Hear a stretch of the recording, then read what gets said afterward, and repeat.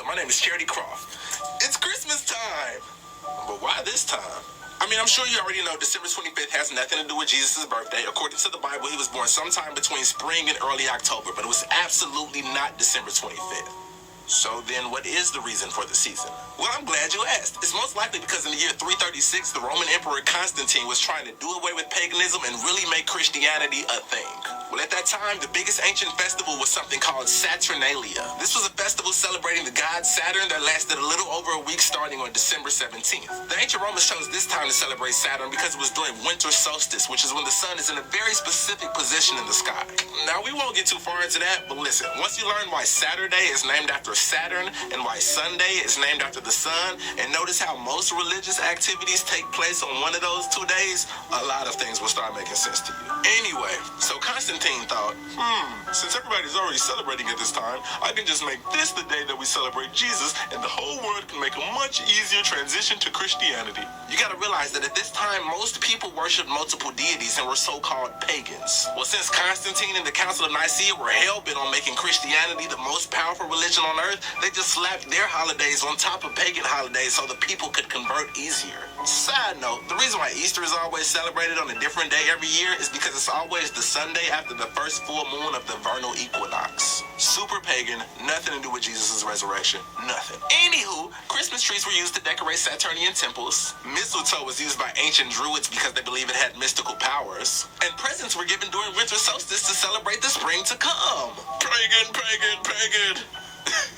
And you ain't even know it. So pagan, in fact, that Christmas was outlawed in the New World when the Puritans first got here because they knew how pagan it was. It didn't become okay till the 1680s when they realized that gift giving could be profitable. Speaking of pagan, what does that word even mean? Like, why do we act like pagan means devil worshiper? The actual definition of pagan is any person holding religious beliefs other than the main world religions. So in other words, anybody who is not Christian or Muslim. Words like that is how Christianity was able to take over the entire planet by creating a bad word for people who didn't convert. He is pagan! Kill him! Back to Christmas. Who is this guy? Well, it's Santa Claus. He's actually based off a real person named St. Nicholas, but you probably knew that already. But did you know that St. Nick was a bishop in the Church of Turkey? He anonymously gave 3 bags of gold to a poor family, and after that, everybody just made up this legend about anonymous gifts coming from a guy named St. Nicholas, and Santa Claus was born. And now he lives in the North Pole, even though he's from the Middle East. So that means that originally Santa Claus's gift giving was a noble act of helping the poor. But in the 1800s, companies found that it was far more profitable to make it about little kids, because of course people buy gifts for kids before they buy them for poor people. And so companies like Macy's started using Santa's name to make Christmas into a corporate capitalist fiasco. But here is the biggest point of this video. In America alone, we spend more than $465 billion on Christmas presents every year. Those are gifts for one day, $465 billion.